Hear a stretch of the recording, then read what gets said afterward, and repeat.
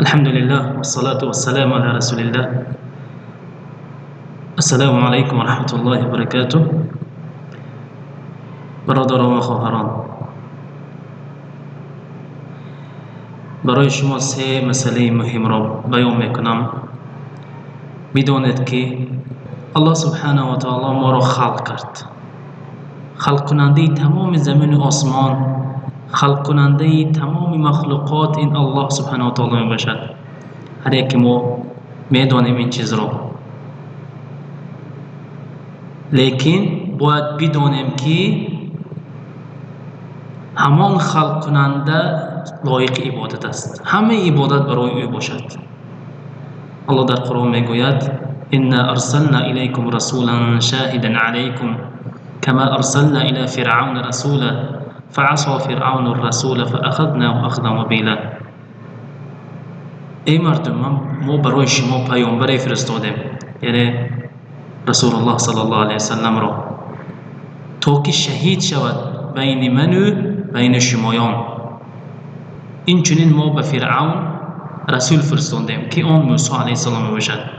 موسی فرعون را نپذیرفت و او را ما سخت گرفتیم، یعنی غرق کردیم. این آیت به ما دلالت میکند که وقتی که ما الله را شناختیم، دانیم که خلق کننده همه چیز الله است، پس عبادت را برای او کنیم، نه به کسی دیگر. و این چنین دومین چیزی که باید من شما بدانیم، دانیم که به الله چیزی را شریک نواریم. الله یکتا است. الله مانند چیزی نیست، به هیچ چیز مانند ندارد. الله میگوید لیس کمثله شیء و هو السمیع البصیر. یگان چیز به الله مانند ندارد و آن میشنود و میبیند. و اینچنین دیگر آیت است که الله میگوید: و ان المساجد لله فلا تدعوا مع الله احدا. همه مسجدها برای الله است، پس در آن یکتا الله را عبادت کنید.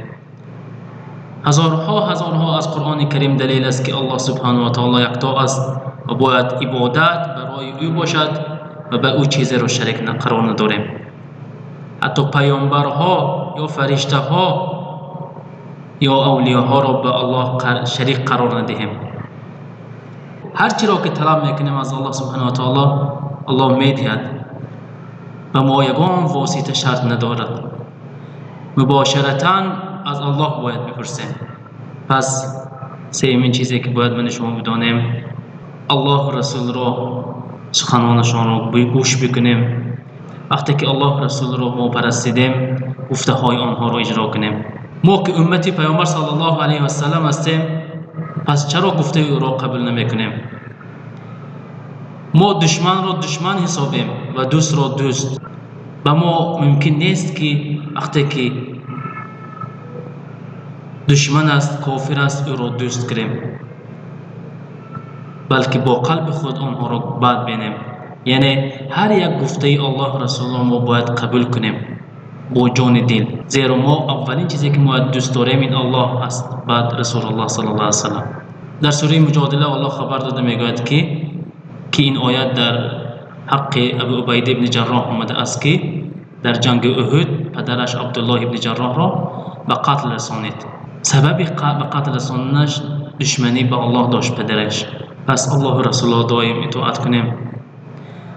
الله ما را به امر کرد به یکتا پرستی، به توحید امر کرد و ما را از شرک آوردن منع نمود. زیرا الله میگوید: واعبدوا الله ولا تشركوا به شیئا. الله را بپرستید، یعنی تا همینجا توحید بود، ولا تشركوا به شیئا، و به او چیزی را شریک قرار ندهید. و صلی الله علی نبینا محمد و علی آله و اصحابه اجمعین.